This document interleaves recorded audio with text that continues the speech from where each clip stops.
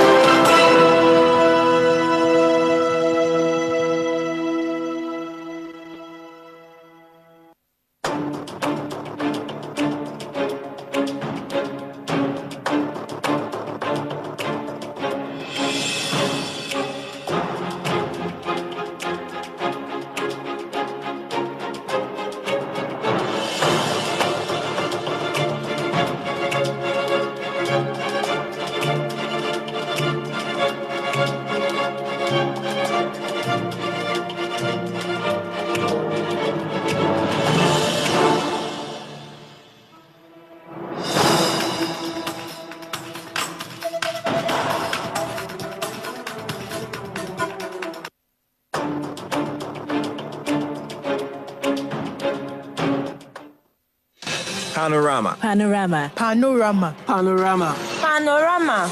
Panorama on Splash 106.7 FM.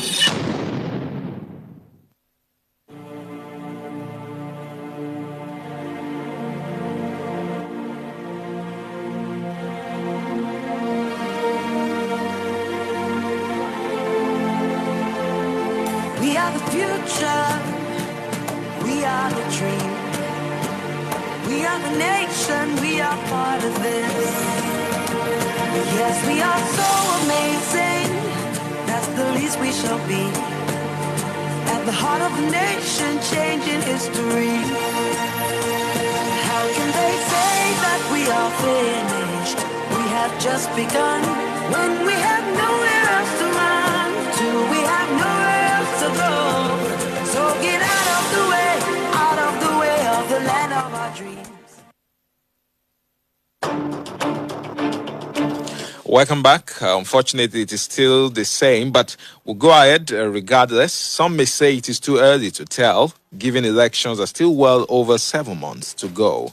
However, from all indications thus far, the battle for the position of president is shaping up to be a three-horse race. Although there are currently 18 INEC-recognized political parties in Nigeria, and at every point in our democratic history, there have been multiple parties presenting their candidates on the ballot. The race to win the presidency usually winds up boiling down to two candidates. If current events continue along this trajectory, there is every likelihood that the two establishment parties, the APC and the PDP, are not the only parties or candidates to beat.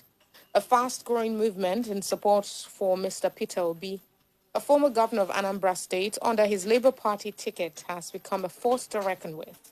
Although his supporters began a lot of their work online, just like NSAS, the reach of the Obedient movement has gone beyond a purely social media campaign. To answer questions surrounding Peter Obi candidacy, Labour Party and the Obedient movement, just like I told you earlier, we're supposed to have Dr. Doyin Okupe with us on the line this morning. We'll keep trying, and hopefully he will be able to join us as soon as is possible. But I'm sure you've also been following, especially if you're online. And even for those that are not online, I know that we've seen the movement, just like you had in that prologue, we've seen the movement transcend from where it all started from. You know, we've seen an army of very young people trying to make things happen, trying to take their destiny in their hands from what many of them have said. But there's been concerns about the way and manner in which some of them are going about it. And Peter Obi seemed to have also come under intense scrutiny in the last maybe 1 or 2 weeks, or even since he left the People's Democratic Party. You see videos of him surfacing, many people trying to fact check some of the things he has said. In fact, when he went to Egypt, I think that was 2 weeks ago, you could see that many people or many party faithful from some other camps, the APC and the PDP, really shedding so much light on Peter Obi, and it looks like this movement is actually for real. It looks like everyone is serious about this movement, or everyone seems to be taking this particular movement more seriously than before. But we wait to see. So many months left before the elections. It's going to be a very long 6 months of campaign. Can it be sustained? Many people have I've talked about what happened in Ekiti, how the candidate of the Labour Party was not even in Ekiti to campaign for the for the governorship aspirant there. Some are even saying, well, the Labour Party didn't participate in that election. So much has been said. Can the help Labour Party have that spread that is needed across the country? These are certain questions that have come up across the country, and this will form part of what we will be discussing on the program this morning. So please stay with us. We should be able to get in touch with Dr. Doyin Okupe in a bit. So stay with us. We'll be back.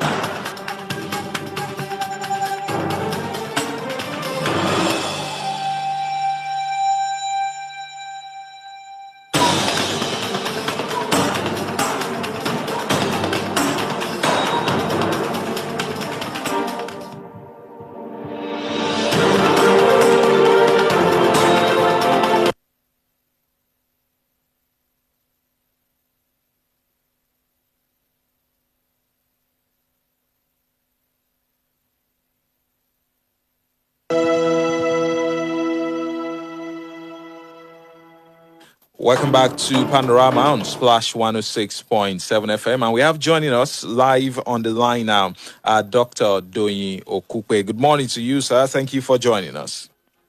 Good morning. We're glad to have you. So let's start this way.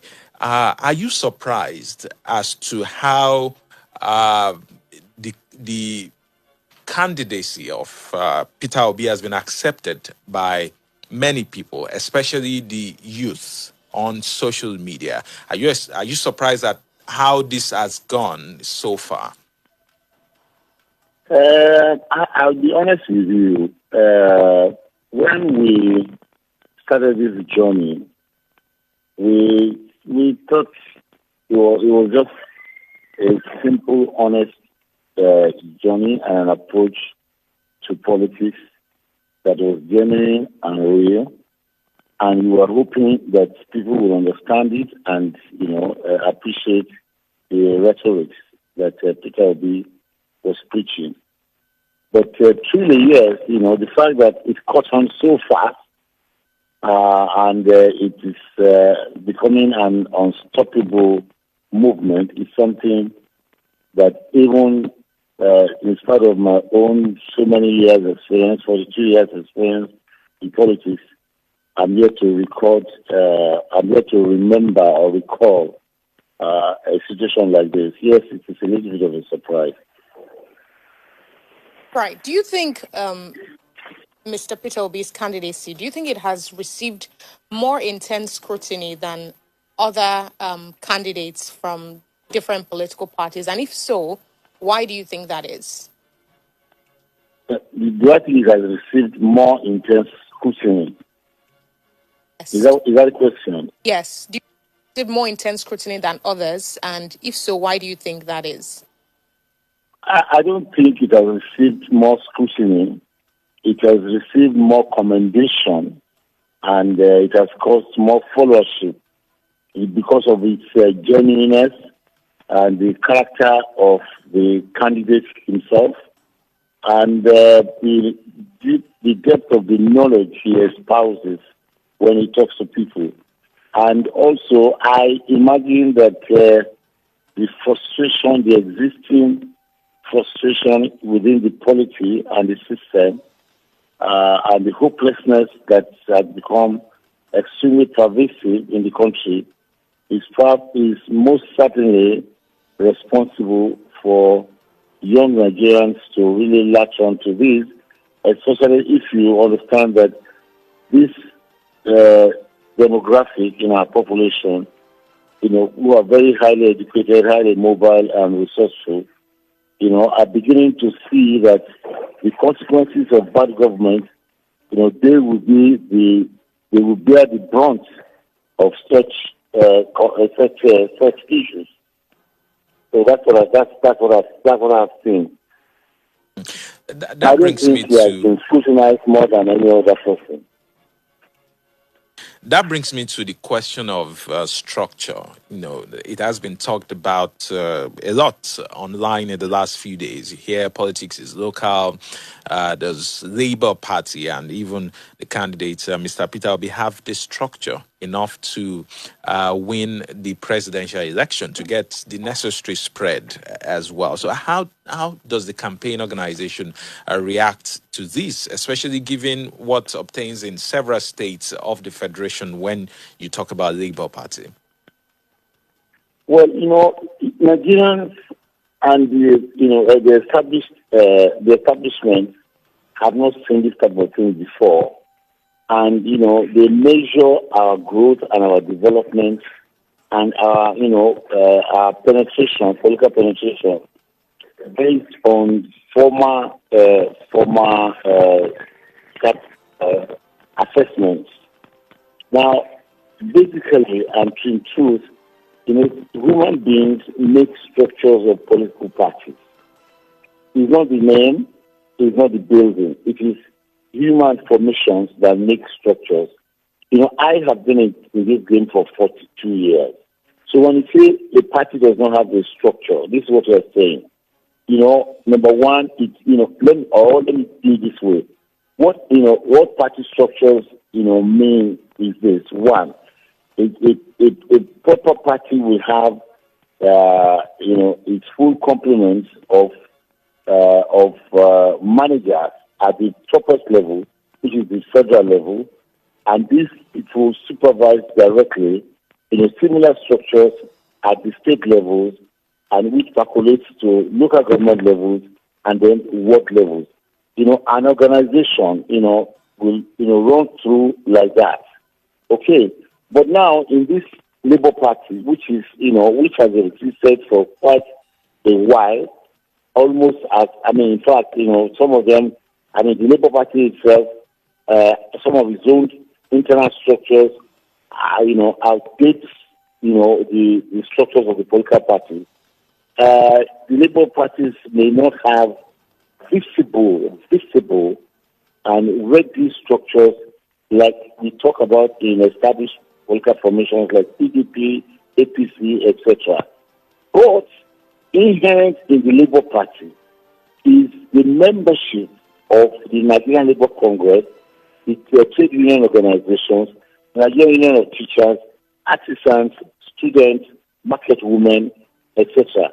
And these are people who, live at the ward level, which is the lowest structure. And that is where many political activities and, electoral process do take place. They are all that Labour needs to do. Labour has the largest and most ramifying structures in the country. All we need to do is to be able to activate the structures of Labour. Most of the affiliates of Labour Party Labour itself, have representatives at the lowest level, which is the ward level. This talk about not having structures is not applicable to Labour Party, and it has little or nothing to do with the outcome or the destiny of the Labour Party as far as the elections of 2023, especially the presidential elections, are concerned.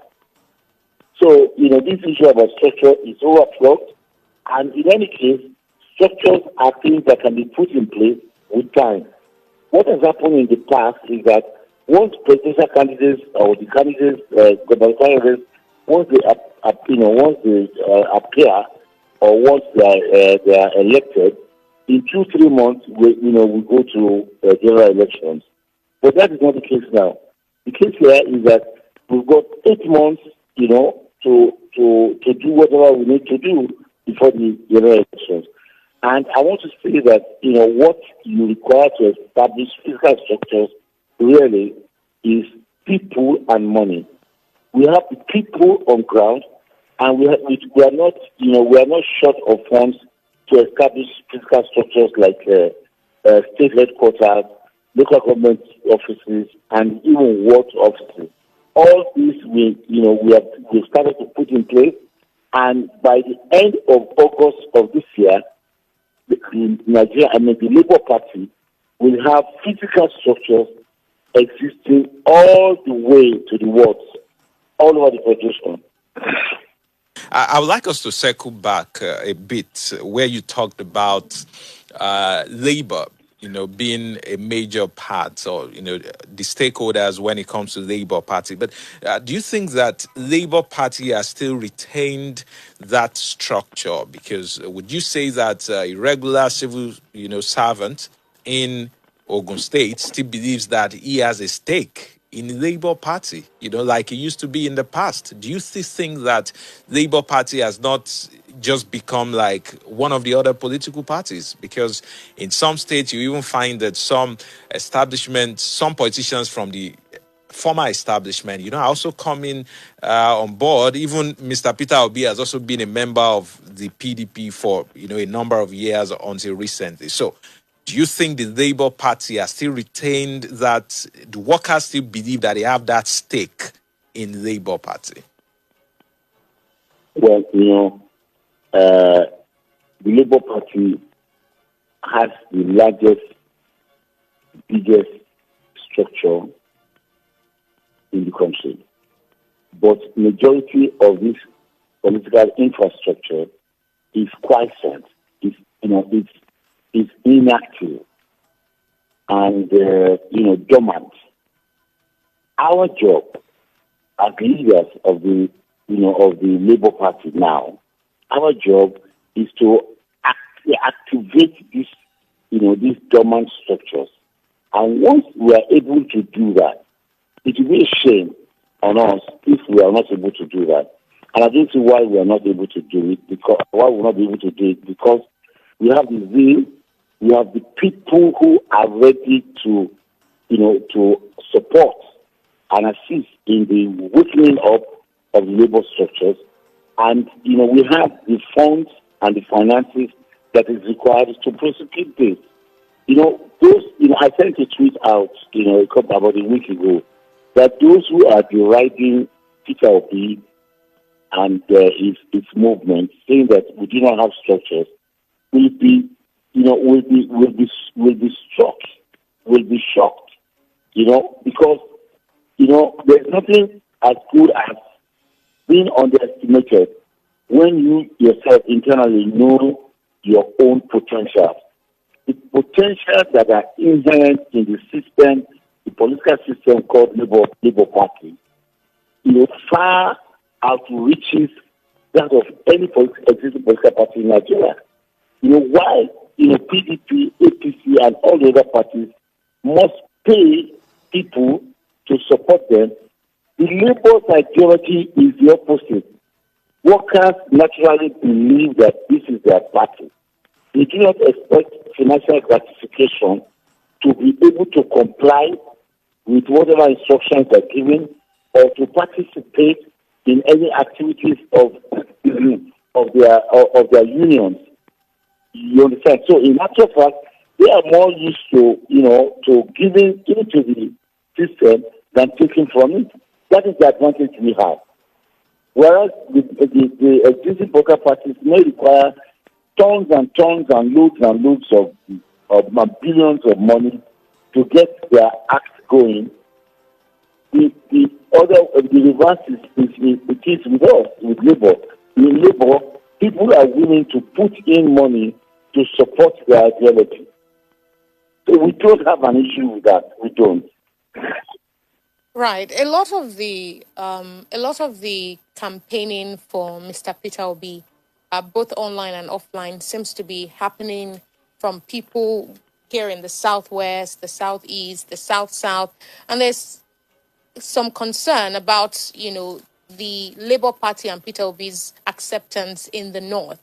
How does the Labour Party plan to get itself entrenched within the northern system and gain acceptance to be able to clinch the 2/3 that it needs to win, the presidency? Well, thank you very much for that question. If you have witnessed, infernos, fire infernos or conflagrations that happen, in other countries of the world like California, India, and all that. You see, fire starts with a breakout in a small place. Now, if the weather and circumstances are conducive, that is, if the weather is dry and there's a wind that blows, then the fire spreads. But the fire does not engulf everywhere at the same time.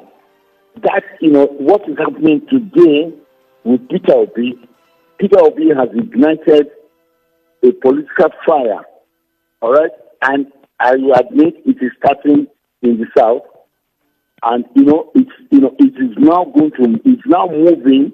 It has engulfed virtually the entire of the south, but it will take time for it to permeate the north. But eventually it will, because we have evidence of that.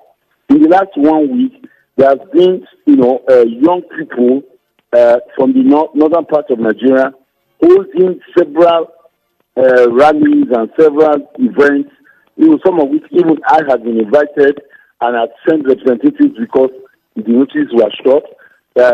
Some very huge event took place in Lankan some couple of days ago, another in Kaduna about 3 days ago. And these are things that were not there before. So gradually, because if you look at what is going on in the country, poverty and misery is universal. It's not limited to the south. It's not limited to the north. And the pain and the frustration our young people are feeling is generalized. It has no ethnicity in it. It has no religious coloration. So it's just a matter of time. And I told you before. I said, unlike before, we never had adequate time to prepare for an election. But this time around, there's more than enough time. By the end of August this year, the obedient phenomenon would have been felt in all the nooks and crannies of Nigeria. I'll show you that. So let's talk about this conversation around the merger that has also dominated the conversation for a few weeks now. We've had talks about a possible merger with the NNPP of Rabiu Kwankwaso. He was on TV yesterday saying that, or maybe 2 days ago, saying that he can't be a vice presidential candidate to Peter Obi. Many people have also saying that it's offering him a golden opportunity to become VP, as it's in the newspapers today. We have the Vanguard here, we have the Tribune as well, and the two both carried that story. So, is that going to happen? Will Peter Obi eventually concede to become VP to Rabiu Kwankwaso? And now that Rabiu Kwankwaso has come out to make his stance known, is there still a possibility of a merger between the Labour Party and the NNPP? Well, I must say this. When you talk about merger between Labour Party and NNPP, I, Dyin Okupe, I have been the leader of the committee from the Labour Party that has officially met with the NNPP. I have a lot of respect for Senator Rabi Kwankwaso and my very good friend Aladi Buba Galadima. It goes way back to the 90s when we were both in NLC. And also for the commission and political platform called Nigerian People's Party. You will observe that despite various publications, various statements in the media on this supposed merger, I have restrained myself from making any statements whatsoever. At a point, I want to believe that the NNPP is fixing on these merger discussions to publicize their very small political organization. It is a fact that the discussions broke down on 2 points, and the major point is that we disagree on who will be the president. We insisted that Obi will be the president, and Kwankwaso people are insisting that Kwankwaso will be the president. Offering Obi vice presidential slot in NNPP is political masturbation. Doesn't make sense. It is ridiculous. It is. I don't want to use very caustic words.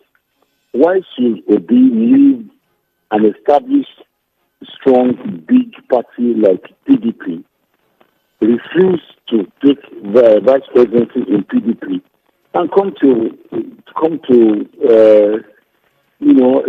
very small party that is just finding its feet and being vice president?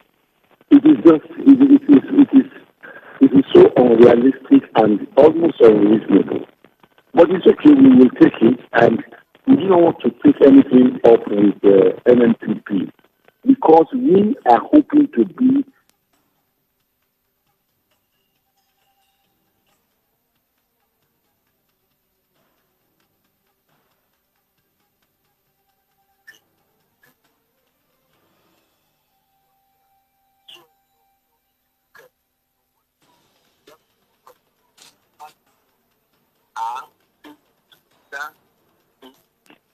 than Peter Obi. That is ridiculous. That has nothing to do with what we are discussing.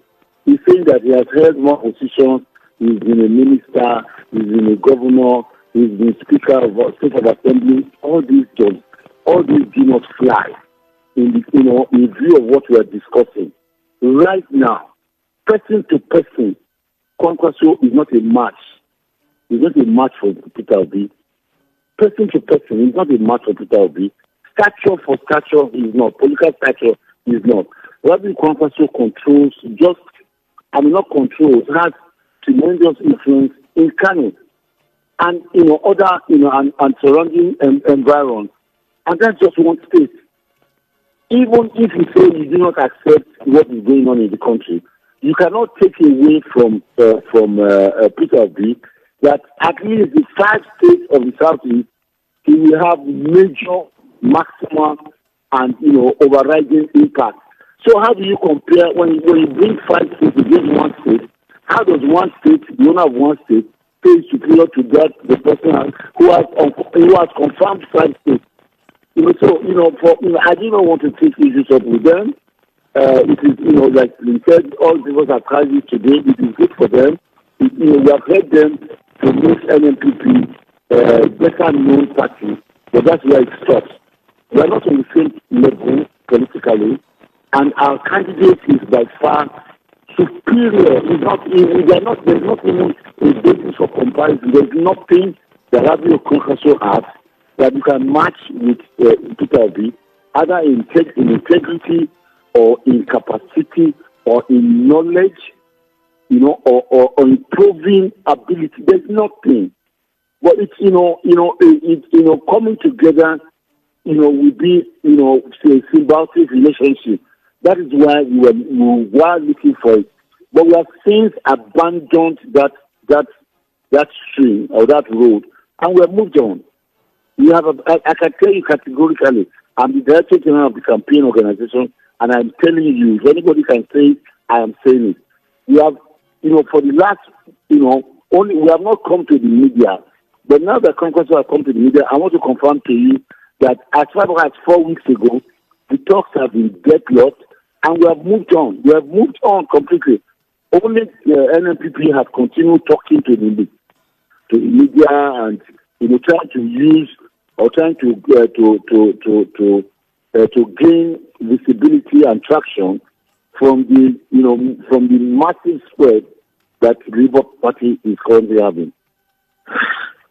On this issue of running mates, all the parties, the three major parties right now, that's the APC, the PDP, and Labour Party, seem to be embroiled in drama regarding that. As you said, the reason why the talks broke down between Labour Party and NNPP is neither of the presidential candidates want to step down and be running mates. For the APC, it also is shopping for a running mate. The PDP seems to have its own running mates, but it's still trying to pacify another contender who it's said was passed over. Now, you've made it clear that you are a placeholder, and the Labour Party will still come up with another vice presidential candidate for the elections. In what direction are you looking? Where are you shopping for your vice presidential candidates? We are no longer shopping. I can assure you about that. We are no longer shopping. We have a list of candidates, potential candidates. We are discussing with them. We are going to, subsequently evaluate them and see who is best suited, for this job. It's not something that is done, with a wave of the hand, because, you are looking at somebody with whom you are going to work with for the next 4 years. Somebody who will be amenable to your doctrine, to your philosophy, to your ideology. Somebody who will be submissive to authority. Somebody who will, be a productive partner, and not a stumbling block. So, this and then somebody who will be acceptable and who can mobilize people from his own immediate environment. So, and somebody who is somebody who is a man or woman of substance and that has some credibility and integrity even on his own or her own. These are the issues that we are taking our time to sort out, but we are no longer shopping. Can we possibly have one or two names on your list? It's not going to happen. It's not going to happen. It will prevent what we are doing. All right. But have you zoned, the Yes, slot? our vice presidential candidate will most probably. We certainly come from the north. That's all I can tell you. We certainly come from the north. All right. Before we get to the phone lines and comments on social media, another issue that many people have pointed out is the attitude of some of the supporters of Mr. Peter Obi on social media, especially on Twitter. Many have talked about how aggressive they are, especially in, and even Mr. Peter Obi also put out a thread, talking about asking people to proceed with decorum. So, why is it that many of these people are, because I have also seen it, have this propensity to be aggressive, especially when discussing with others on social media? Can I ask you a silly question? Please go ahead, sir. Are you a Christian? Yes, I am. Okay, then you are familiar with that Bible passage that says the kingdom of heaven suffers violence and the violent take it by force. That's just on the lighter note. But really speaking, you see, we do not control the attitude and the attitude or comportment of our followership. These are people, 99% of them have never ever seen Peter Obi before. Talk of, coming close to him or understanding his person. These are just Nigerians. We Nigerians, are just like this.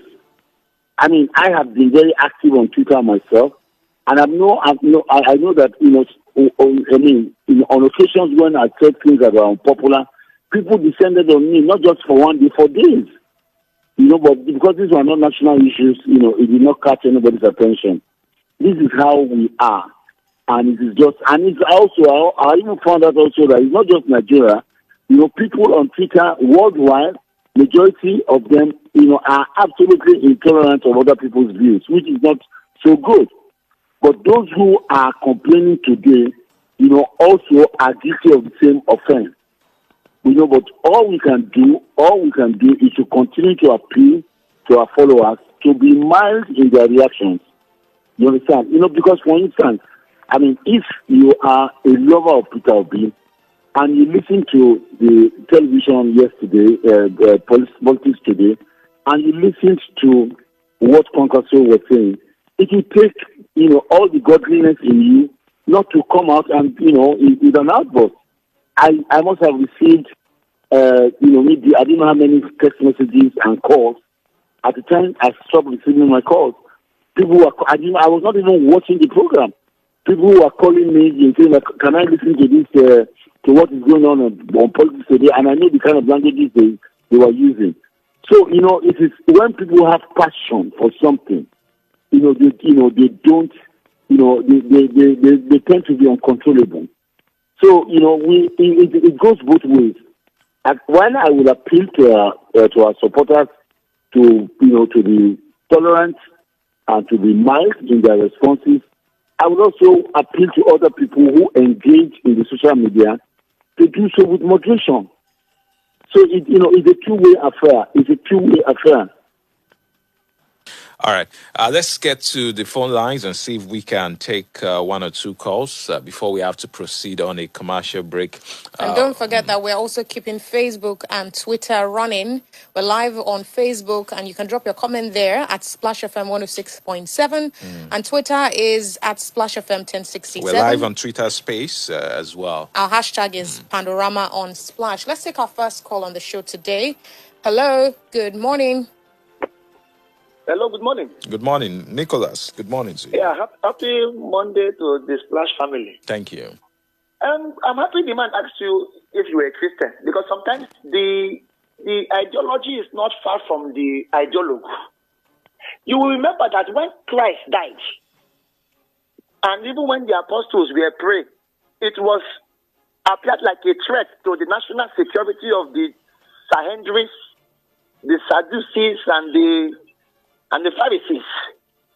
That is the problem with when people forget their own agenda of going around the country and telling us how they will fix this nation's problems and focus on a man whose movement is organic. I mean, this is the first time possibly in Black Africa after Mandela that a man does not need to be physical in any state to have followers and support. Yes, those who have the structure, those who have the bullion vans, those who have the power are scared.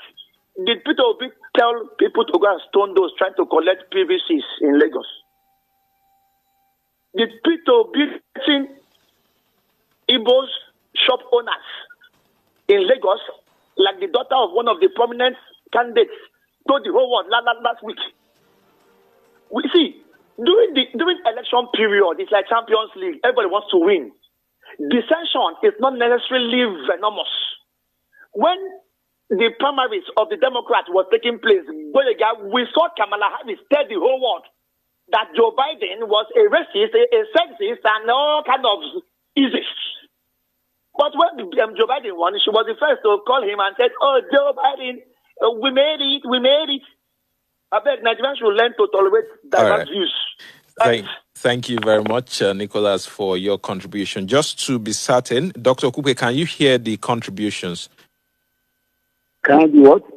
Can you hear the contributions, just to be certain before we go further? I heard him. Okay, all right.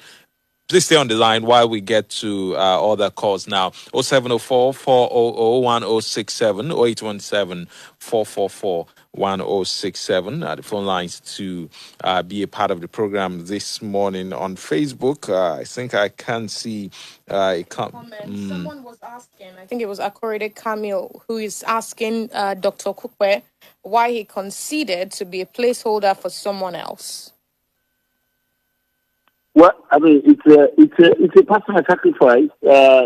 My party needed to comply with the provisions of the Electoral Act, and if we fail to comply, that will be the end of the journey.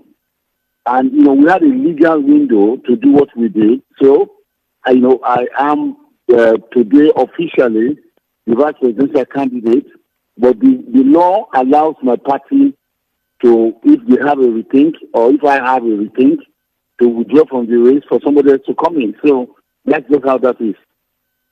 But we're certain you are going to have a rethink. Be patient. All right, let's take another call. But that is the definition of a placeholder. All right. Hello, good morning. Good morning. Good morning. Babari. Please go ahead, Babari. Obanchoko. Let me be on direct with your resource person. He can hear you. Please go on. Thank you. Augusta, I beg. I am Babari, a retired chief superintendent of police. I beg, please do your homework properly. Galvanize, mobilize Nigeria. I beg, work with the labor union. See everything. I am particularly tired of this whole process that has been making the resources of this country. I beg, I am very ready to really go with your team because I am tired of this whole gago. Thank you this morning.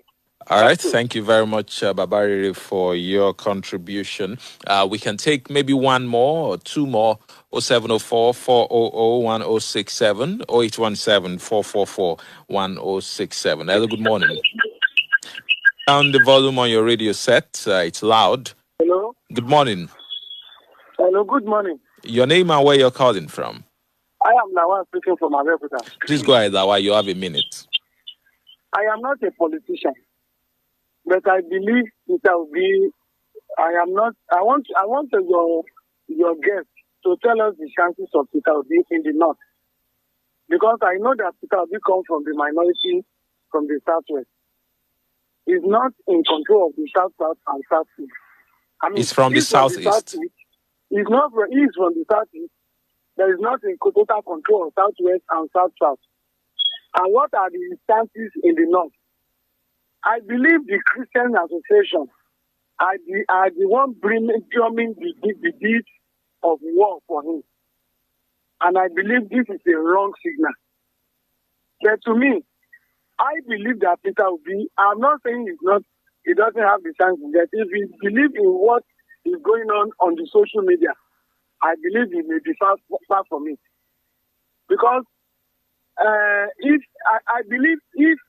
he decided, if he decides to be the vice president of Atiku or something that is likely to win the presidency, I am sure the next election will be sure for him. That if he believes, I'm not saying that he doesn't have the capacity. He has the capacity, and among the presidential candidate we have today, I still believe Peter Obi is the best. But I believe those people that are championing his league, championing his campaign, the churches, they are really throwing in a lot of war into the ring. All right. You should be cautioned. All right. Thank you very much for your contribution. Dr. Okupe, can we crave your indulgence to spare us a few more minutes, maybe 10 minutes? Because I would like to respond. We have to proceed on a commercial break, and that's why I'm asking that you spare us a few more minutes, so that when we come back, then you can respond to that last contribution and maybe one or two other contributions. Please stay with us. Number one. It's right here. Splash FM. It's my number one. I'm staying right here. Stay.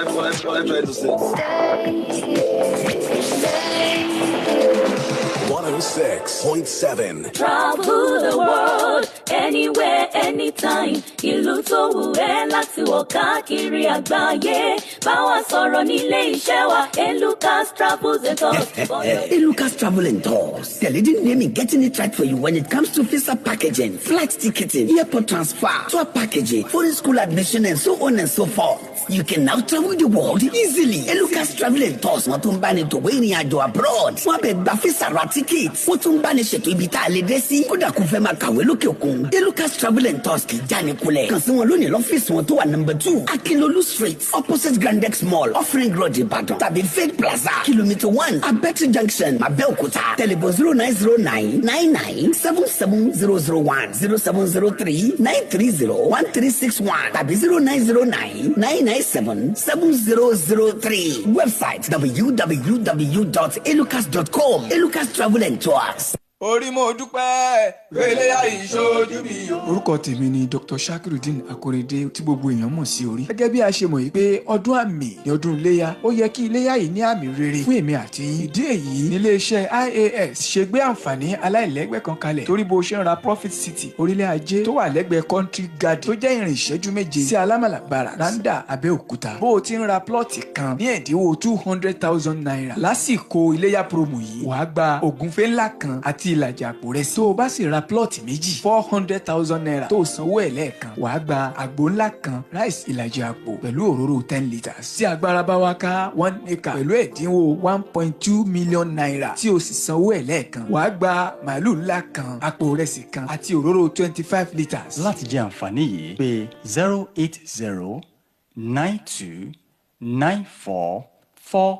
08092944848 ọjọ́ kejì oṣù keje làǹfààní máa wá sópin.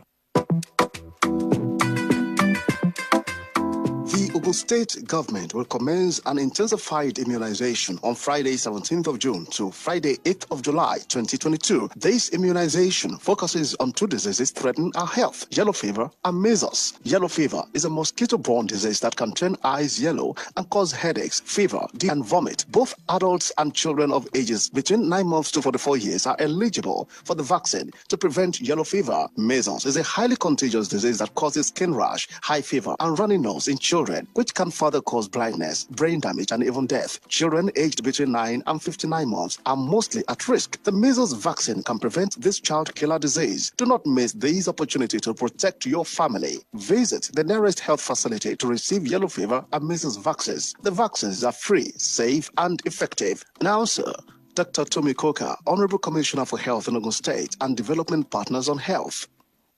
àṣeyọrí gan làgbà iṣẹ́ gbogbo aláṣeyọrí ayọ̀ aláṣeyọrí classic home and property limited lónìí ọ̀pọ̀ ilẹ̀ wọn ti di wámútìrẹ́ báyìí lórí owó tí kò ga ju ara lọ Randa extension hilltop máwùkọ́ àti kọbapẹ́ 100,000 ní plọ́ọ̀tì yìí bẹ́ẹ̀ sì ni lóko wọn ti di ọ̀pọ̀ yùkẹ́ mo lọ́kẹ̀dẹ̀ 25,000 ní plọ́ọ̀tì kan bẹ̀ kọbapẹ́ alábàtà òṣìṣẹ́lẹ̀ 30,000 ní plọ́ọ̀tì ẹ̀ra plọ́ọ̀tì mẹ́ta kẹ́ẹ̀gbá ìdajì sí bó sì jẹ́ ékalẹ̀ra òdìdí lẹ́gbàsí pẹ̀lú ọ̀pọ̀lọpọ̀ àǹfààní tẹ́ẹ̀jẹ̀ lórí ilé oko wọn torí pé àwọn onírà àti onímọ̀ ìjìnlẹ̀ ti wà níkàlẹ̀ láti là ń lọ́yẹ̀ lórí nǹkan tẹ́ gbìn sí ilé oko tẹ́ bára 4 Mọ̀túndé Abíọ́láwé Ilego Daily Express furniture ni wọ́n wà Ọlọ́ṣogbo Abẹ́òkúta Ògùn State 08033086557 08033086557 lóòótọ́ àṣeyọrí gan làgbà iṣẹ́ bẹ́ẹ̀ ń bá ń bá wa ná dandan ní kẹ́ láṣeyọrí ayọ̀ lọ́dọ̀ tiwa ọjọ́ 10 oṣù kejì làǹfààní yóò pè. ọ̀rẹ́ wa kan rèé tó ní ìpèníjà nínú àgọ́ ara àti dúró dẹ́tíkẹ́ àti bẹ̀rẹ̀ dọ̀ràn ariwo aríro ní gbogbo ìgbà inú rírun àgàgà kò jẹ́ káyà rẹ̀ ó gbádùn bẹ́ẹ̀ sì ni àìrórun sùn ògbẹ́yìn mo bá ní ṣé ò tí ì gbọ́ ni.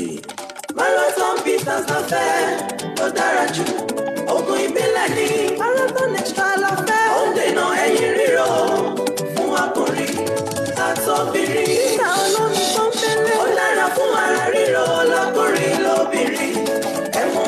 oògùn ìbílẹ̀ olómi tó kẹ́ẹ̀ta fún ọkùnrin àti obìnrin ewé àti egbò nílànà ìgbàlódé ni wọ́n fi gbé e kalẹ̀ Marathon Extra Herbal Bitters Heritage International Therapy Limited ló ń ṣe Jerry Gold Trading Services ló ń pin lọ́ńtà ó ti wà káàkiri ilé ìtajà tó ń ta oògùn tó jẹ́ ojúlówó láti kó lọ́pọ̀ yanturu àti fún alágbàtà ó wà ní 3 Ìkèrèkú Ìdán Ẹnugádà Láfẹnwá Abẹ́òkúta 08146185012 08146185012 Marathon Extra Herbal Bitters omi pọ́nbílẹ̀ ni wọ́n fi ṣe é. Splash FM 106.7. Panorama. Panorama. Panorama. Panorama. Panorama. Panorama on Splash 106.7 FM. Thank you for staying with us on Panorama on Splash 106.7 FM. We'll quickly wrap up the first segment of the show. Dr. Doyin Okupe is still with us on the line, I believe. Doctor, can you hear us? Yes, I can hear you loud and clear. All right. So please react to that last comment before we went on that commercial break. And you may want to add this to it as well from Facebook. Okay, I just react to the last comment before we go ahead. Well, basically, the gentleman who spoke was self-contradictory. He, in one breath, said Peter Obi is the best among the candidates so far, and at the same time, he says he should.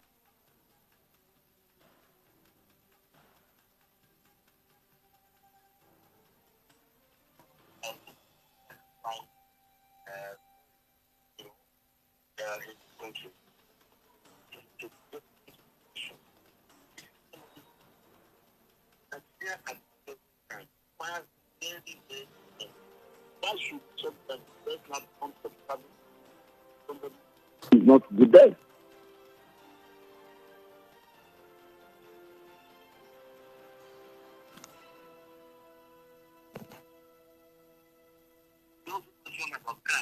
I've never had that before. That Khan is the one that is encouraging him. I have never met any officer of Khan. We have never held any meeting with Khan. We have nothing to, it's not that, we are going to meet Khan. We are going to meet other religious bodies. We are going to meet traditional rulers. But we have not even we have not taken any steps in that direction. For him to sit in his parlor or in his sitting room and, configure in the sense that it can, that is making Peter Obi to move on and all, it doesn't make sense. It's not true. And, I would like your viewers to totally discountenance that. We have never had any meeting with any religious body. We have never gone to any traditional ruler's house. Up to today, we have not done it. All right? Apart from organized labor, there's no other institutionalized group that we have discussed with. People are just following this obedient trail by their own personal conviction. It has nothing to do with tribe. It has nothing to do with ethnicity. It has nothing to do with with religion or whatever. It's just a matter of people are tired. He himself, finally, people are tired going on.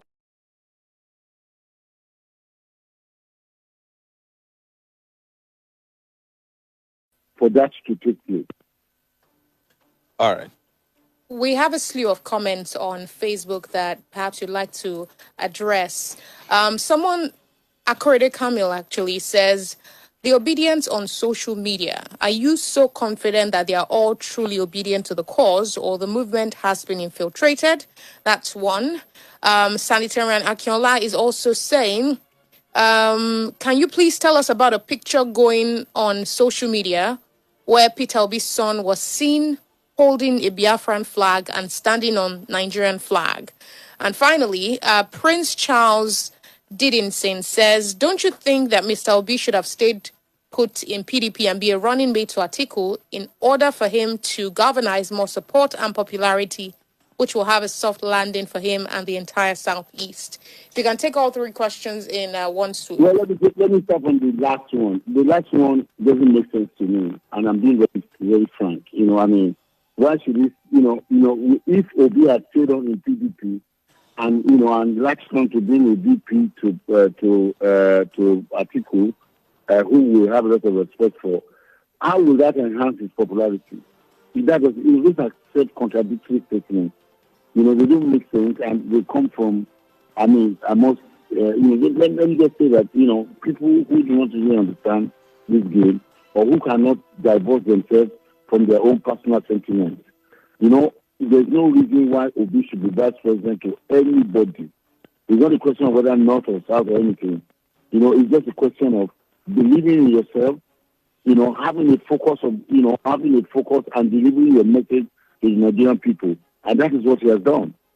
The picture that you mentioned, it's a joke. We are expecting more of this to happen.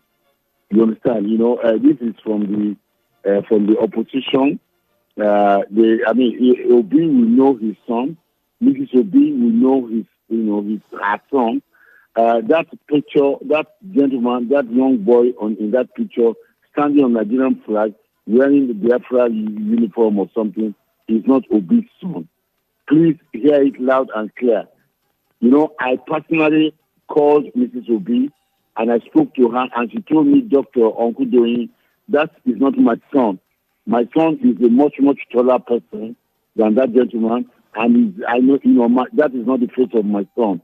So these are contraptions and evil devices that are being brought up to bring down the popularity of Obi and to sort of, demographically or even regionally try to wipe up sentiments against him.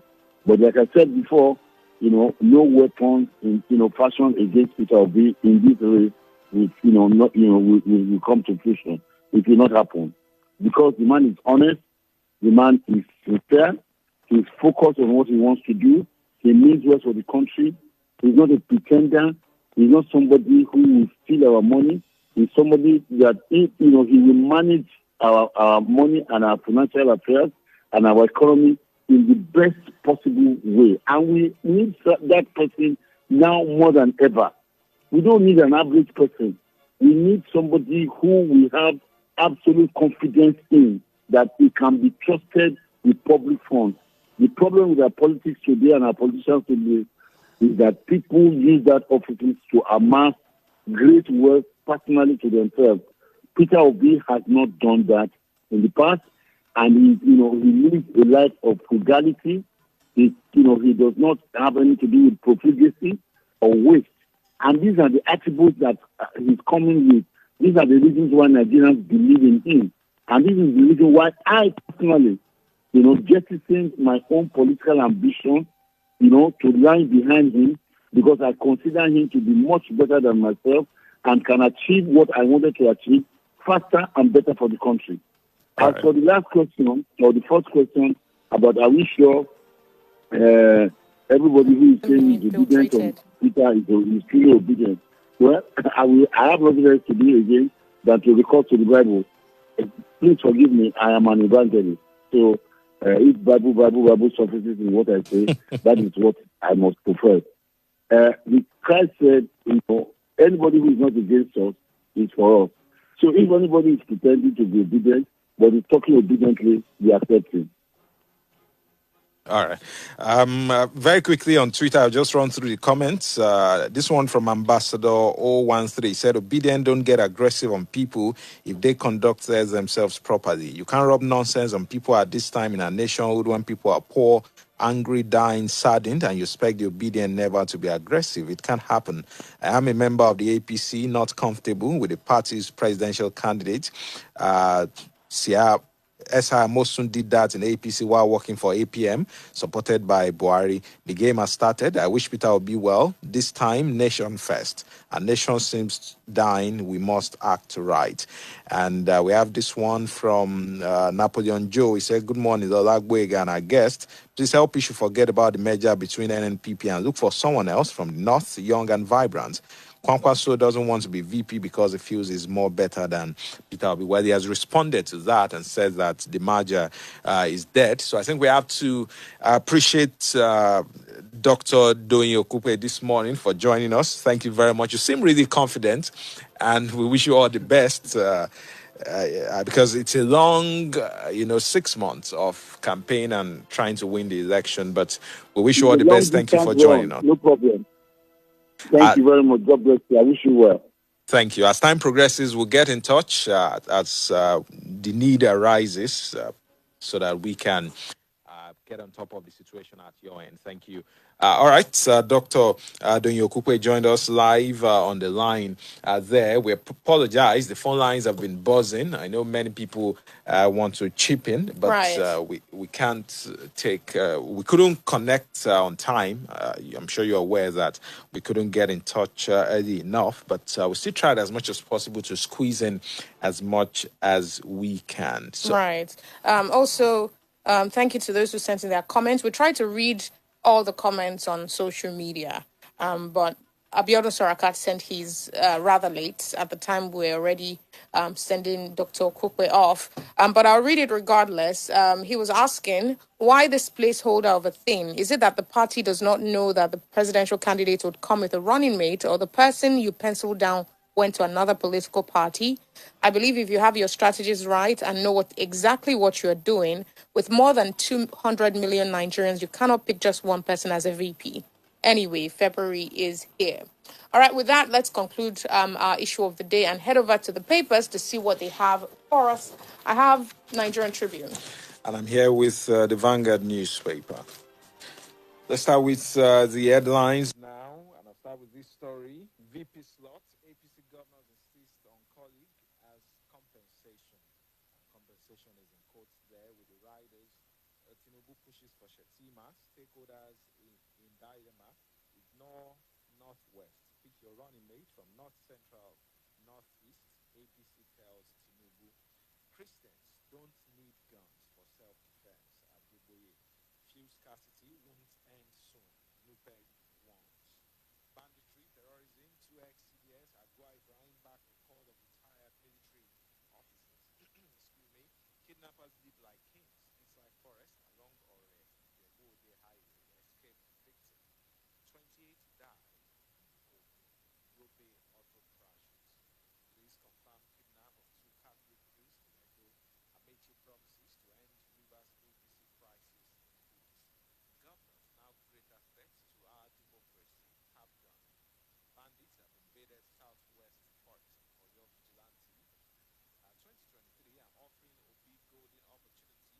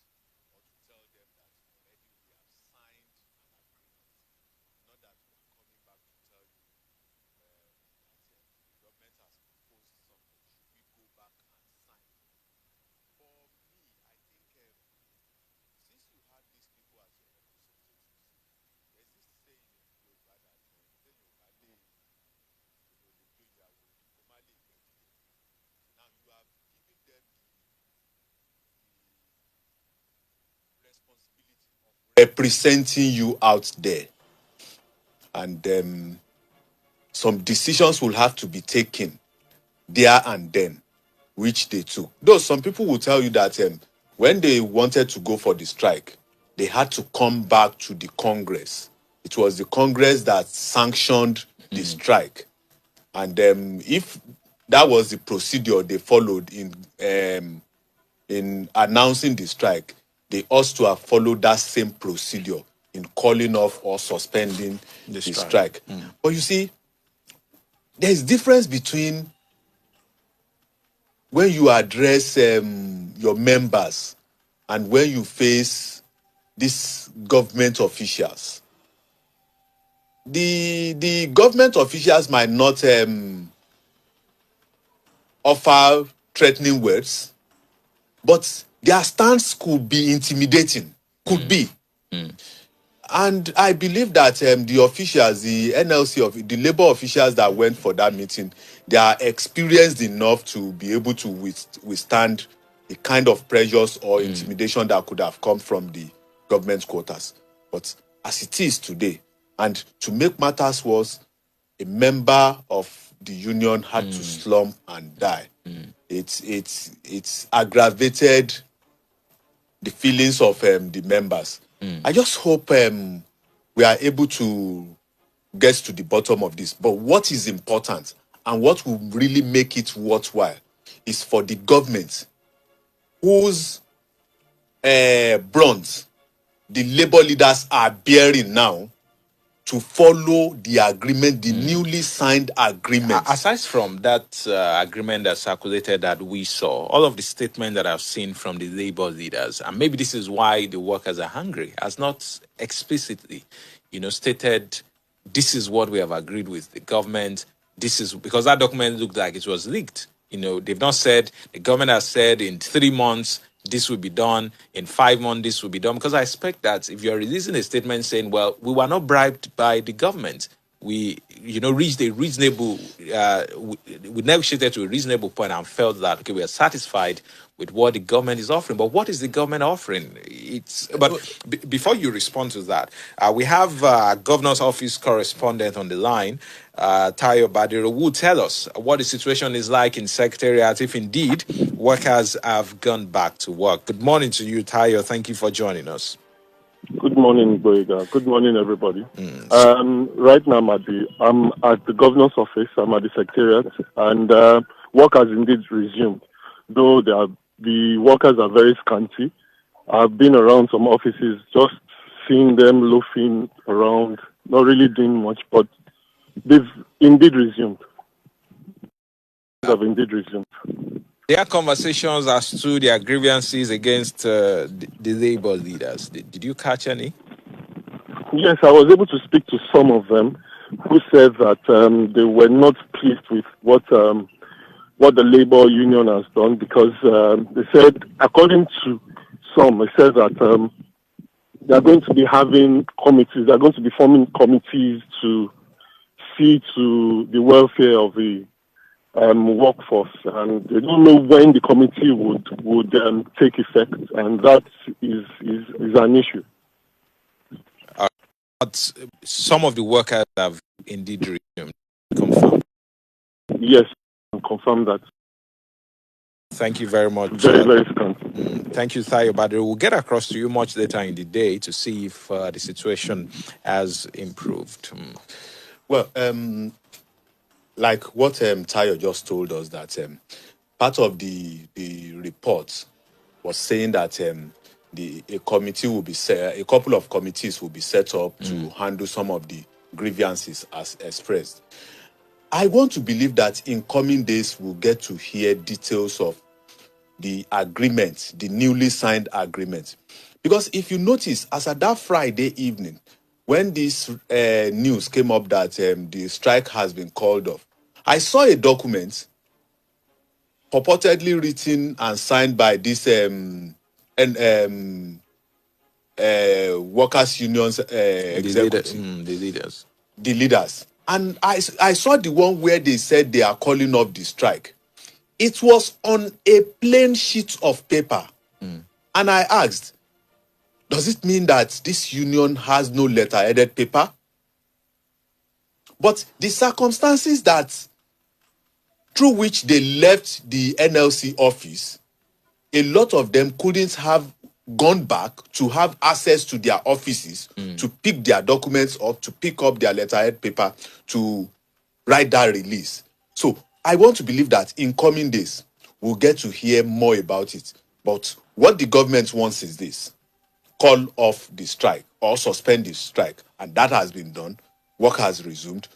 Between now and Wednesday, I believe, we'll get to hear more about it. From that document that we saw, do you think the workers have really gained anything from this strike? Or maybe they just give the workers about a week to just rest?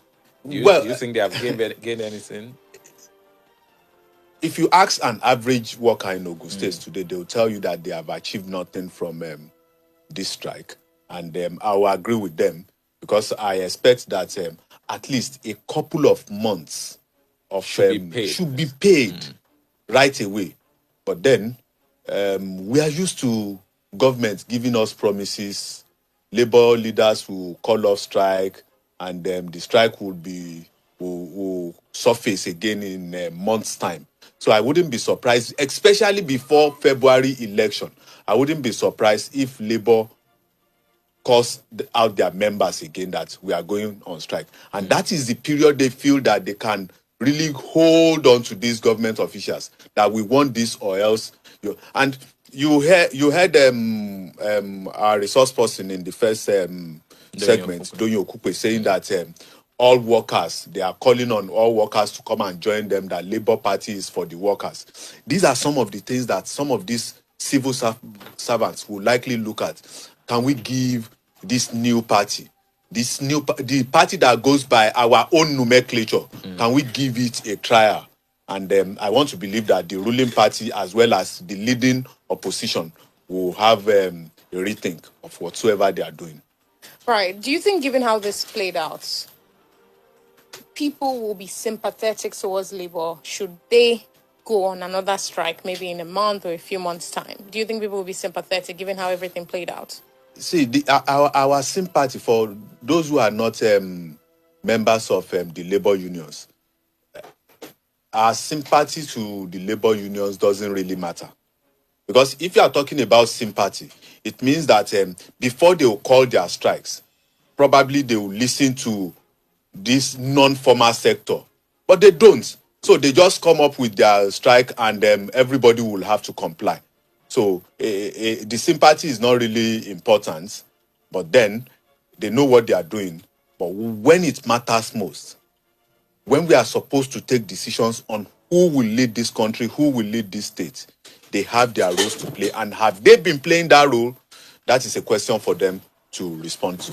All right, we'll go on a commercial break. When we come back, we'll pick on a couple of more stories. In the meantime, send in your comments to our Facebook page where we're streaming live, Splash FM 106.7 at Belkota, or our Twitter page at Splash FM 1067, hashtag Panorama on Splash. We'll be back after this. Splash FM.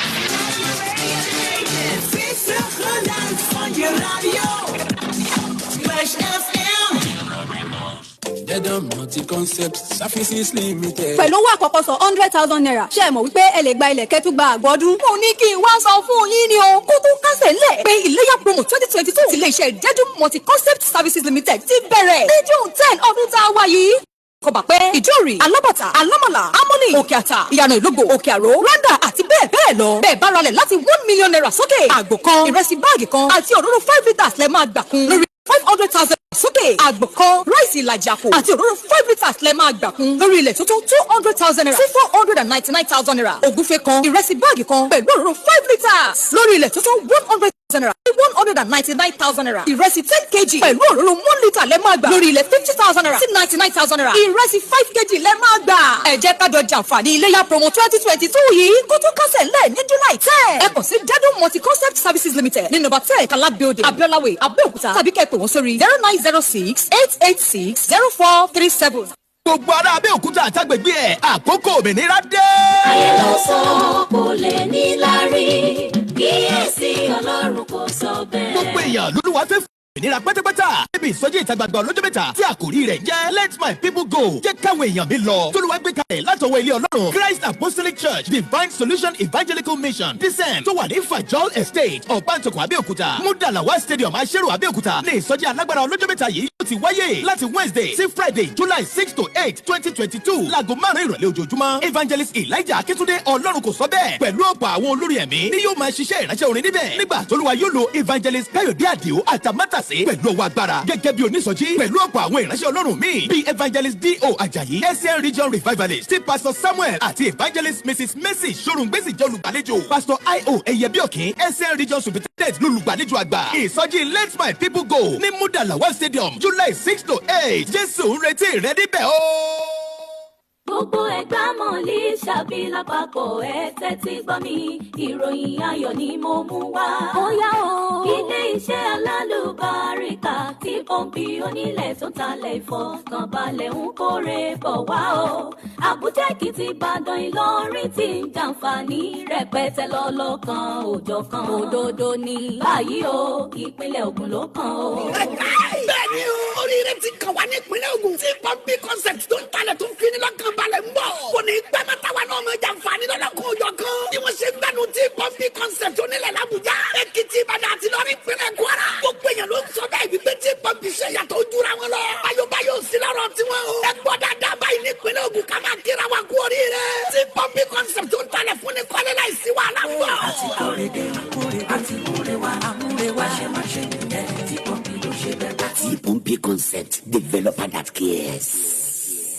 Ogun State Internal Revenue Service presents Ogun State Electronic Tax Administration Portal, OGETax. Now you can transact all your businesses online with Ogun State Internal Revenue Service by logging on to their website ogirs.ogunstate.gov.ng. Click on self-service to get to the OGIRS portal. Transact your businesses either as a corporate organization or an individual. Follow the promptings, fill out the necessary details required to get your tax identification number. Existing organizations and individuals will need only to validate their accounts. Organizations can file their monthly and annual returns by downloading and filling the exact template, upload the data, and make payments, while individuals can also transact their stamp duty, direct assessment, and so on. Log on to ogirs.ogunstate.gov.ng and transact all your businesses online with Ogun State Internal Revenue Service. Ẹ jẹ́ ká tẹ́tí bẹ̀rẹ̀ jẹ́ gbọ́ orí ayọ̀ rí ire ayọ̀ dé o.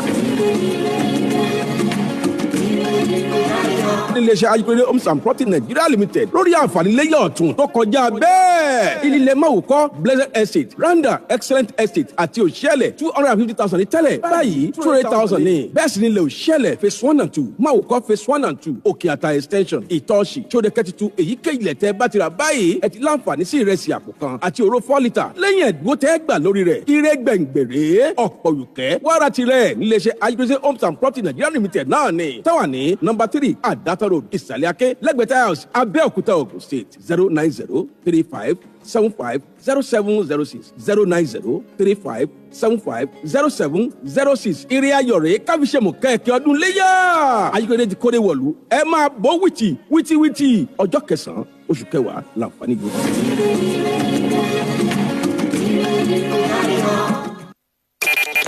Talk radio. I listen to a lot of talk radio. I like talk radio. Welcome to your number one talk radio station. Fasten your seatbelts. This is your favorite station. Splash FM 106.7. Panorama. Panorama. Panorama. Panorama. Panorama. Panorama on Splash 106.7 FM.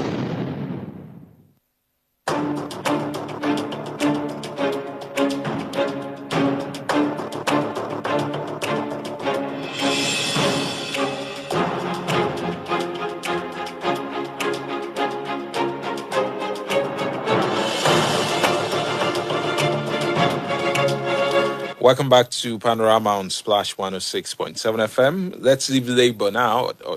and get to other stories. That's right. Let's talk self-defense. I'm on page 2 of Nigerian Tribune, where it says the Northern Elements Group, known as Arewa Development Forum for Peace and Justice, has risen from an urgent meeting of general concern in Kaduna with a resolution to support the idea of Zamfara State Governor Bello Mohammed Matawale on giving permission to citizens to acquire and use weapons for protection against invading bandits in their communities. The group pleaded with the state governors in the Northwest region to set up machinery and measures for the Joint Task Force of able youths as community-based vigilante volunteers in order to complement the efforts of security operatives in the fight against criminal activities in the region, like that of Community Protection Guard, CPG, launched in Zamfara on Saturday. Also, in a related note, let's look at the maybe disclaimer by the General Overseer of the Redeemed Christian Church of God, Pastor Adeboye, who says that he never asked Christians to buy guns for self-protection. Samson in the Bible did not fight with guns. The clarification became imperative after several media reports that the General Overseer said it was now fire for any attack on Christians. He went further to say, don't buy guns. You don't want to kill anybody. You just want to make sure that unwanted visitors don't come to our churches, so don't go and buy guns. Now, it is a universal fact that when there is, that perhaps one of the cardinal protections that the government gives to its citizens is security, there is just an assumption that for a sane society not to devolve into anarchy and chaos, they have to be able to trust that their government can protect them. Because if every man for himself is, pretty much fighting, then, it'll be lawlessness all around. But it does appear that in the last few weeks, months, days, we've seen more and more this rhetoric towards self-defense or even states setting up their own independence units. Isn't that more than anything a damning indictment on how the government has dropped the ball, the federal government has dropped the ball with insecurity? And where do you see all this, leading? Lola, it's obvious that the government has failed Nigerians in the area of security, and we don't need a soothsayer or somebody to come and confirm that. We can see that all around us. Some months back, I think around this time last year, when the Southwestern governors came up with the idea of Amotekun, when they have been calling for state police for a very long time and nobody seems to listen to them. And when they came up with the Amotekun idea, I can recollect that some governors in the north were saying that these southern governors don't have rights to set up state security networks and the like. Now Matawale is leading the line that he wants to protect his citizens. You see, before now, I've been wondering that this issue of insecurity we are talking about in this country is more prevalent in the north than in the south. The people at the helms of affairs are from the north. The people that are at the helms of affairs of our security architecture, they are from the north. Why are you not bothered?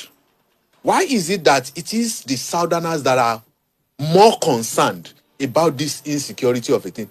If you have a statistics that 1,000 people were killed from banditry, terrorism acts and the likes, out of that 1,000, you have like 700 or 800 from the north alone. And these people seems not to care, not to bother.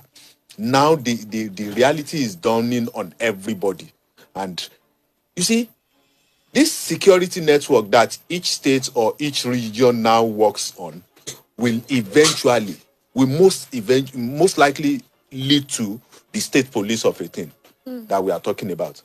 Maybe the governors will have to talk to their National Assembly members. Right. Please go to the National Assembly.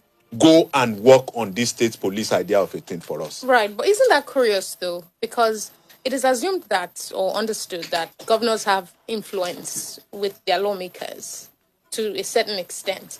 And yet, that bill was voted down, the option for state police. So isn't it curious? Does it mean that either the governors implicitly or inherently do not support state police themselves, and they are just, I don't know, maybe showing a false face to the public, or does it mean that the governors do not have as much control over the lawmakers as it is assumed? There is no state governor that will not support state police, especially with this prevalent situation. But you see, they will always meet a brick wall in the National Assembly members. One of the reasons why people are saying we don't want state police, few people that are saying we don't want state police, is that the little, in quotes, the little powers that the governors has, they use it to oppress whoever does not belong to their camp. So people now believe that now if you give these people authority over the police, it means opposition is completely done for. The same thing applies to National Assembly members. It means that if you do not dance to the dictates of the governor, he can use the state police against you.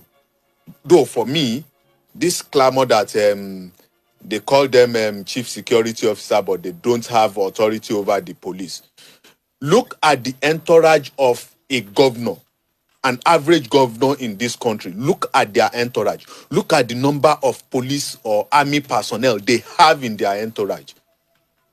The last time we had the one in Owo, where when the governor left Abuja and came to Owo, I saw the vehicles in his entourage. And I wonder that if, as a governor, you have this much in your entourage, what stops you from shelving just half of it to remain in the state? Now, look at the logistics that will be that entourage of his. Half of that logistics would have been enough to cater for like 10 or 15 local governments in that state. So this idea of we are governors, we don't have authority over the police, is, for me, is wish-washy. The reality now is downing on everybody. It's either we go for that state police directly, or we start with this regional security network that everybody in the Southwest has now embraced. Though they embraced it last year, they said they were working on it until and nothing came up until we had the Owo crisis again. That now they woke up and they are saying they are re-equipping the security network. We shouldn't wait until something or a disaster happens. These people, are they being funded adequately? So if we have it addressed at the national level, you can have it addressed at the national level. Company states will have to feel the impact. They are feeling the impact now and they are calling for it. And I want to believe that very soon. Even the Attorney General that was saying the Southwest governors don't have the rights to set up Amotekun. Kebbi State has been relatively peaceful. I don't pray something happens. But with the look of things, every one of them will have to embrace such arrangements. All right, we only have a couple more minutes. Shall we take a story more or head to the phone line? Few still won't end soon. And one. I'll take this because riders blast Niger for not investing in refining petroleum market as threatened down to over unpaid region.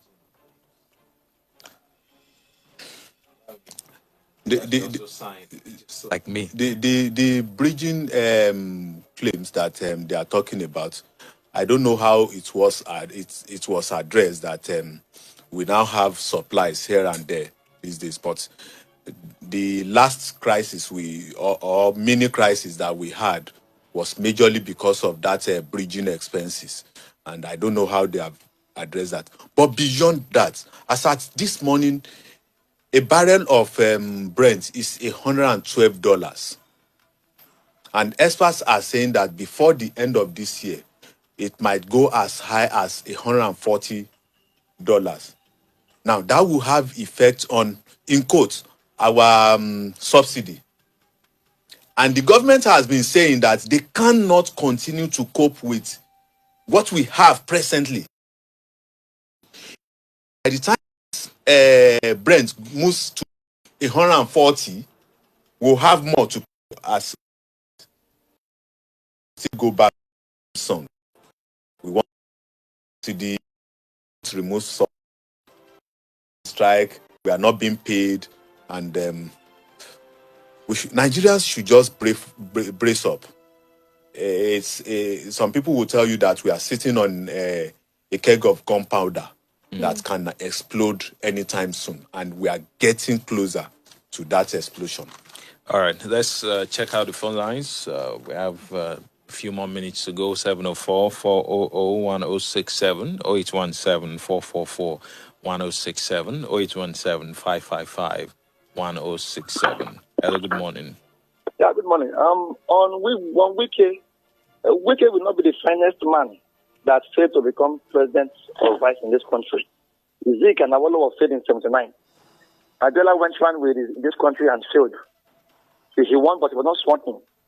On Obi and the party structure and the rest, and Kwankwaso, Okupe with 2 masters and a PhD revolving around sociology, law, and architecture was vice to Shagari in 79, who had an NC.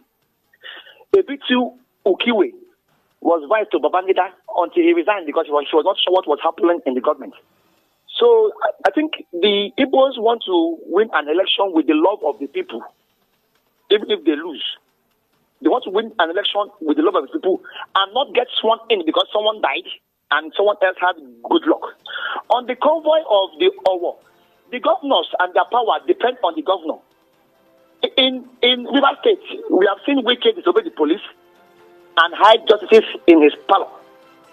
In Lagos State, we have seen a CSP disobey Sanwo-Olu. And we have seen Otom tell the whole world last week that the president is complicit. Otom has been burying his people and even told the world that he has even lost strength at night with his wife. So it's not the part of the country you come from, your religion, and other extraneous factors. And please, there was a massacre in Anambra 72 hours ago in Ogbaru. I think it should be highlighted. Then please, can you let me check the call before the break? We would like to know tomorrow if that call was radio language. Thanks. All right. Thank you very much, Nicholas, for your contribution. Yes, I remember seeing a tweet of a lady who said that. It's mostly been online. I'm not sure that the papers have picked up on it yet. But, we'll maybe go through the papers because going by online reports, there were some individuals that were harmed. There's a massacre. But then, on the other hand, we have to verify. We can't say anything for sure. And we don't want to spread false information. Babari. Hello. Hello. Oh my, we had his voice for a bit there. On Facebook, we have quite a number of comments there. Abiodun Surakat said, on the strike action in Ogun State, I do not believe the labor leaders were coerced to sign any agreement. The most appropriate thing should be that they return to their members and table their talks to their members. Well, let's take this call before I complete that comment. Good morning. Hello, good morning. Good morning. My name is Lawal. My name is Lawal, calling from Abeokuta. You have the floor. Yes, on the issue of fuel, I believe our leaders are only punishing us. When Obasanjo was the president, he issued out 18 refinery licenses. Why is it that only Dangote refinery is constructing? The other were not given the platform, the convenience to construct. Why is it like that? It doesn't pay the federal government and Nigerians for the federal government to operate a refinery. If we have private refineries here and there, Nigeria will be paying a lesser amount. We are not going to export crude oil before it is refined here in Nigeria, while we have other byproducts that can be sold, and yet we reduce the pump price of fuel. In as much as that is not done, we will continue to suffer this petroleum, except God's intervention. On the issue of labor union, I am highly disappointed. The reason why we are disappointed is that our labor union heightened our attention. They went to radio stations, they carry us along, they bamboozle us, they really they whip up something. They whip up a lot of emotion from us that we should be expecting a lot of things. Unfortunately, by the time they call off the strike, by the time they sign the MOU, they didn't go back to the Congress, to the people to ask them. They've already signed the MOU and they were denying it. They were denying it. Not single 1 month gift bonus was paid. Neither the state government said they want to pay they want to pay our pension funds. We are the civil servants. At the end of our pensioners they are seriously suffering, and there is no hope for this current civil servants in service now. At the end, this means that at the end of after 2025, any civil servant that retire will only go home empty-handed, because all the pension to be deducted from my money is not remitted. Government is not remitting their own, to the extent that they did not even invest it. So by the time I leave the service, what is going to be my future? If the present pensioners are not, and yet there are some labor unions that we believe they will represent us. We don't know what happened there, but we expected them. At least something must be paid to some extent, no matter how little. Before calling out, they signed MOU without even telling us, and they just told us that they denied it, or know that those things are already in the social media. Right. That was what angered the civil servant. Thank you. All right.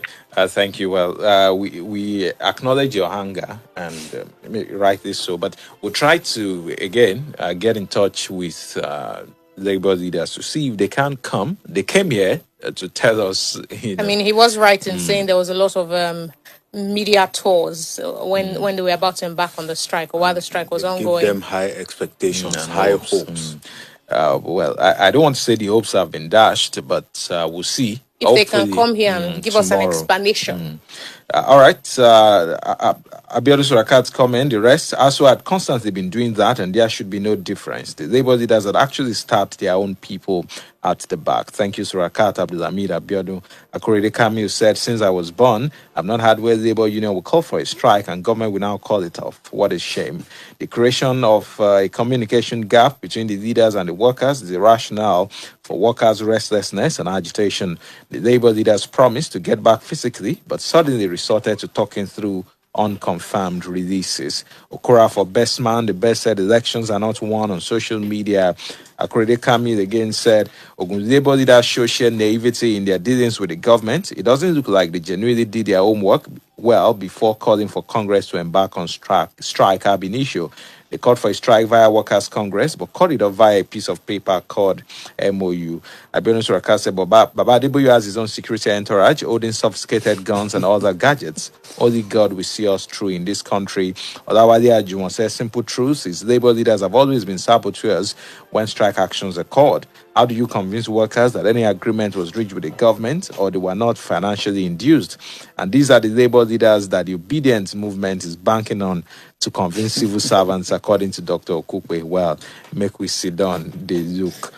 Okay, I think that's... It's on Facebook? That's all on Facebook. Can we switch to Twitter? Or we do have to go. Our time is up. But we appreciate everyone who has, on self-defense, Critical Scorpio said, I think when we face a lion in a forest, we are more concerned about killing the lion than the Wildlife Act. Well, thank you very much, Abayomi Babalola, for joining us this morning. We appreciate you. I wouldn't know if you guys will be obedient or you will be articulated. Or batified. Or whatever else that is going to be coined. Let's get prepared for 2023 election. PVC registration continues so far. So this is yet another opportunity for those who are not gotten their PVCs to go register or sort their transfer issues. I see you're smiling, but I won't say anything. But get your PVCs as well. For some that have registered, they're ready, but we have to go. My name is Gboyega Olaniyi. Bye for now. I'm Lola. Meduteni. See you tomorrow. Splash FM 106.